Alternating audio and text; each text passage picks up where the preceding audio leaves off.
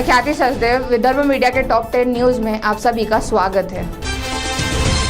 महाराष्ट्र में corona virus संक्रमितों की संख्या में इजाफा जारी है। इसी बीच खबर है कि राज्य के कई जिलों में वैक्सीन स्टॉक खत्म होने की कगार पर है। कई जिलों में कल तक खत्म हो जाएगा वैक्सीन स्टॉक। लोगों को सेंटर से वापस भेजा जा रहा है। शहर की स्थिति में बुधवार को गंभीरता आई है, क्योंकि इसमें 5,338 ताज़ा मामले दर्ज किए गए हैं, जो अब तक का सबसे बड़ा एक दिवसीय उदय है। परिस्थितियां नियंत्रण से बाहर हो रही है, क्योंकि मौतों की गिनती भी हर दिन बढ़ रही है। आज जिले में 66 मौतों की सूचना आई है। 3,068 लोग कोरोना मुक्त भी हुए हैं, पर रिकवरी दर अब घटकर 80.9 तक पहुंच गया है। नागपुर शहर के व्यापारी शहर में सख्त तालाबंदी पर राज्य के फैसले से खुश नहीं हैं। कारोबार में नुकसान की आशंका के साथ नागपुर के व्यापारी अपने मौन विरोध के माध्यम से राज्य के फैसले का विरोध कर रहे थे। निर्णय के खिलाफ एकजुट होने के लिए व्यापारी संघ ने तालाबंदी के फैसले को वापस लेने के लिए प्रशासन को 48 घंटों का अल्टीमेटम जारी किया है और 9 अप्रैल से सीताबर्डी मार्केट में परिचालन फिर से शुरू करने की चेतावनी दी है। शहर में बढ़ते उपन्यास कोरोना वायरस के मामलों के मद्देनजर नागपुर नगर निगम ने टीकाकरण का एक विशेष अभियान चलाने का फैसला किया है, जो 8 अप्रैल से शुरू होगा।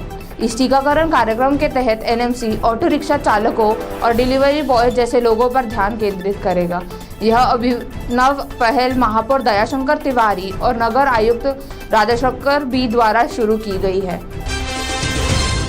उपन्यास कोरोना वायरस ने बॉलीवुड सितारों को पकड़ना शुरू कर दिया है। इस सूची में अब कैटरीना कैफ भी शामिल हो गई है। मंगलवार को उन्होंने अपनी इंस्टाग्राम स्टोरी में बताया कि वह कोरोना पॉजिटिव पाई गई है और वह अपने ही घर में होम क्वारंटाइन है।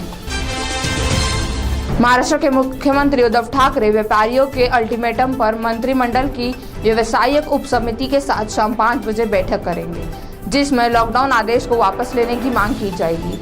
राज्य भर में व्यापारी द्वारा शिकायतों और जारी विरोध प्रदर्शन के मद्देनजर राज्य सरकार ने सभी जिला कलेक्टरों के साथ बातचीत करने का निर्णय लिया है, ताकि राज्य भर में लगाए गए प्रतिबंधों पर उनसे प्रतिक्रिया प्राप्त की जा सके। कक्षा 1 से 8वीं तक के छात्रों के बाद अब कक्षा 9वीं और 11वीं के छात्रों को भी प्रमोट किया गया है। साथ ही कक्षा 10वीं और 12वीं की बोर्ड परीक्षा की डेटशीट को जल्दी जारी करने की घोषणा की गई है। प्रधानमंत्री नरेंद्र मोदी ने एम्स नई दिल्ली में गुरुवार सुबह कोविड की दूसरी वैक्सीन लगवाई है। पहली डोज उन्होंने 1 मार्च को लगवाई थी।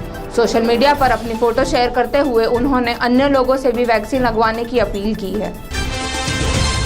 कोरोना वायरस के साथ साथ अब अमानवीयता की घटनाएं भी बढ़ रही है। महाराष्ट्र के वीरगांव से ऐसी ही एक घटना बुधवार शाम सामने आई। यहाँ कोरोना से मरने वाले 8 लोगों का अंतिम संस्कार एक ही चिता पर किया गया। प्रशासन का तर्क है कि लोगों ने इन मरीजों के शव को शमशान घाट पर जलाने से मना कर दिया था, इसलिए दूसरी जगह ढूंढकर उनका क्रियाक्रम किया गया। कोरोना की दूसरी लहर के बीच अब वैसी ही स्थिति पैदा होने लगी है जैसी पिछले साल बनी थी। मुंबई में कोरोना मामले लगातार बढ़ रहे हैं। लोगों को फिर से लंबे लॉकडाउन का डर सताने लगा है। इसलिए मुंबई में रहने वाले प्रवासी मजदूरों ने अपने शहरों की ओर रुख मोड़ लिया है। मुंबई के सभी रेलवे स्टेशनों पर प्रवासियों की भीड़ बढ़ने लगी है। ट्रेन के टिकट के लिए लंबी कतार लगने लगी है। भिंडवी और ठाणे में हालात ज़्यादा गंभीर है। इसके अलावा कंपनियों ने भी लॉकडाउन के डर से कर्मचारियों को निकालना शुरू कर दिया है। आज की टॉप 10 न्यूज़ यहीं समाप्त होती है। देखते रहिए विदर्भ मीडिया। धन्यवाद।